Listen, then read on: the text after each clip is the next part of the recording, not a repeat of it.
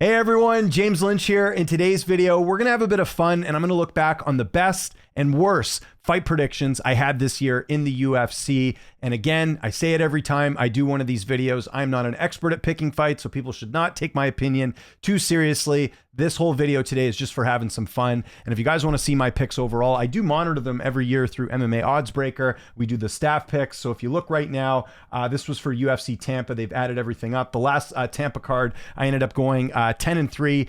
So my overall record here, you see at the bottom says 321-166. It's actually 331-169, which works out to 66% if you have the 10-3 record on here. So it's decent. Again, I don't ever consider myself being an expert. So even the picks I got right here today, it's not a flex. It's just kind of looking back and having some fun at this. So let's start with my best picks this year, and we'll do them from 3 to 1, my top 3 best picks, top 3 worst picks. So we'll start with the top 3 best picks. Coming in at number 3 for me, this was a good pick of mine. Edmund Shabazian, Gerald Meerschaert. Gerald Meerschaert defeating Edmund Shabazian as a plus 250 underdog. I was worried about Shabazian getting the early finish in this fight. That's typically why I go with Meerschaert. We know Shabazian's lost before via submission. Meerschaert's got a lot of submission victories. I figured it was a good bet, worked out in my favor. Meerschaert, the much older fighter, getting it done over Edmund Shabazian by second round. Arm triangle choke was one of my better picks this year. That comes in at number 3. Number 2, this one actually surprised me that he was an underdog, but I stuck to my guns on this one, and I know a lot of people are going the other way here, and that is Brandon Royval defeating Tatsuro Taira. Royval, a plus 250 underdog. And listen, full credit to Taira. He showed up in this fight. It was a very good fight for both fighters, but Royval, I thought, won and did end up winning via split decision and getting it done. And again, I just think Royval's one of those guys that you can never count out in any fight, even if he's fighting the champion. I think Royval's one of those guys that is at the top of his division. And I just felt for me that Taira was taking too much of a jump up here, going from, I think it was Alex Perez was the last fight, to Royval. That's part of the reason why I didn't feel comfortable picking him here. I know a lot of people like going with the younger guy, and in the case of him, the undefeated guy. But Royval getting it done, that was a great pick of mine on that end. And my number 1 pick, this is one that again, got a lot of flack for picking at the time, and people kept referencing their first fight, but it's always a new fight when you fight in the rematch. And that is Belal Muhammad defeating Leon Edwards. Now, Belal was a moderate underdog, as you can see here, plus 215. I'll fully admit this, I did not expect Belal to have as dominant a performance as he had against Leon Edwards. I mean, this fight wasn't even close. Belal clearly won. Leon had nothing in this fight, and Belal just, about as dominant of a win as you can get without finishing. That's basically what Belal put on Leon Edwards. So that was a good pick, just because I did take some flack for this pick, and people were saying, kept referencing the first, what are you talking about? Belal looked so bad in the first fight. And I kept telling people, like, that fight was, that was a number of years ago, and Belal's got a lot better. Leon didn't look so great in the Colby fight. So yeah, I went with Belal there. That ended up being my best pick of the year. I'll do a couple honorable mentions here as well. I'm not going to bring them up on the screen here, but a couple honorable mentions of good picks that I did. I had DDP over Adesanya, Dricus du Plessis, that is. He was a slight underdog against Adesanya in that fight. And then one that happened just this past weekend at the time we're recording this at UFC Tampa, Dustin Jacoby, plus 250 underdog, taking out Vitor Petrino. That was a good pick too. I don't really believe the hype on Petrino. It was more a fade on him and people sort of underrating Dustin Jacoby. And then another one from a few weeks back, I had Vicente Luque over Temba Garimbo. Wasn't really buying into the win streak of Garimbo as far as him being like a legit player. And I felt like people were being a little too hard on Luque, losing a couple of his fights, not really looking at the guys he was fighting, like Jeff Neal and Joaquin Buckley. These are really, really good talents in the weight class. So yeah, those were some good picks of mine this year. Okay, now I know the part that some of you have been waiting for. People can't wait to tell me the fight picks I got wrong. So let's go through them right now. We'll start in at number 3. People might not even remember I picked this fight, but this was a bad pick looking back. And it's one that, he was a moderate underdog. He ended up winning. And this was Sergey Pavlovich losing to Alexander Volkov. I was pretty convinced that Pavlovich was going to win. I thought, you know what? He lost to Aspinall. No big deal. He'll come back stronger. And Volkov just took it to him. It was just one of those fights where, you look at all the data, you look at everything sort of going in, and Volkov is pretty tough to take out. But I just felt like Pavlovich was the real deal, and he wasn't in this fight. Volkov proved to be the better guy. It's also the same reason I picked Volkov against Gane in a fight that I thought he clearly won.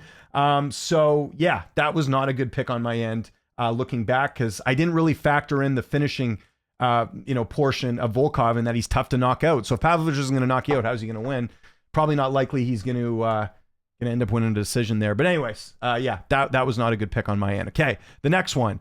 Now, to be fair on this next pick, it's not like I counted this fighter that ended up winning out completely. I felt like if he wasn't going to get knocked out, that he probably would win, and that's what happened. But in my opinion, this was a very much one-sided fight, and I know that there's some people out there who feel like it was much closer, and that was me picking Sean O'Malley over Merab Dvalishvili.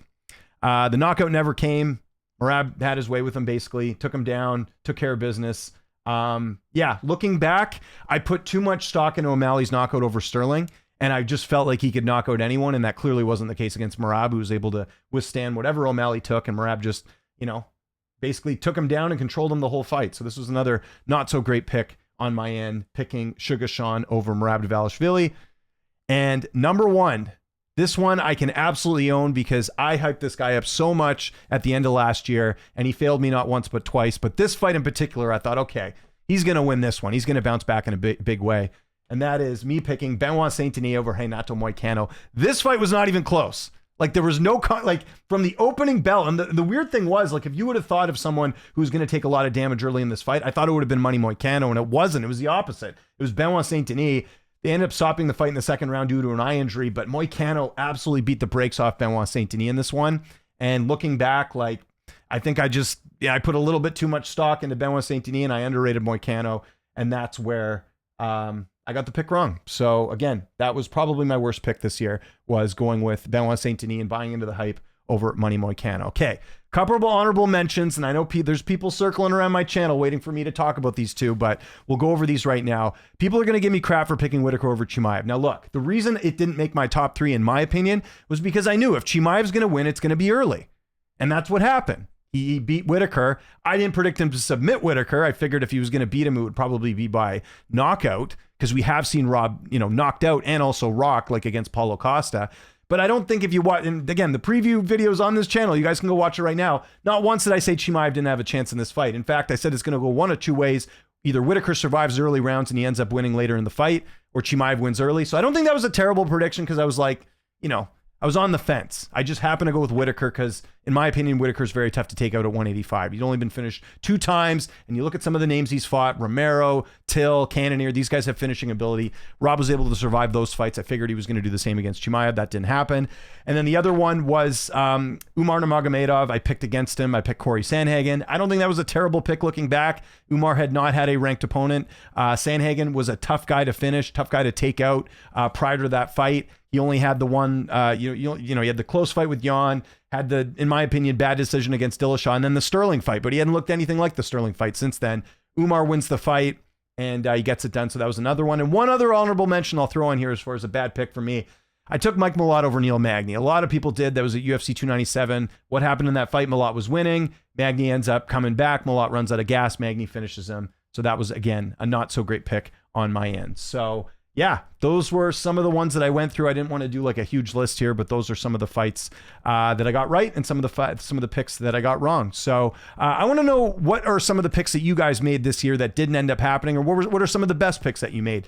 Especially underdog picks. I don't want people in the comments being like, yeah, I picked a minus 650 favorite and he ended up winning. That's easy to do. Anyone can read the betting odds, but what are some sharp picks, whether they're underdogs or maybe a method of victory that you had? I would like to hear those. And then also let's all be honest here. We make some bad picks sometimes. Let's hear some of your bad picks in the comments. What are some picks that you regret making looking back on the year that was in the UFC? Let me know. Again, this is all for fun. People got to relax when it comes to fight picks. I think people take it way too seriously. It's too tribal in my opinion. So people got to relax on that. Follow me on Twitter, TikTok, Instagram, at Lynch on Sports. I got more year-end coverage coming here very shortly, so make sure you stay tuned on this channel. My name is James Lynch. Thanks so much for watching, and I'll see you next time.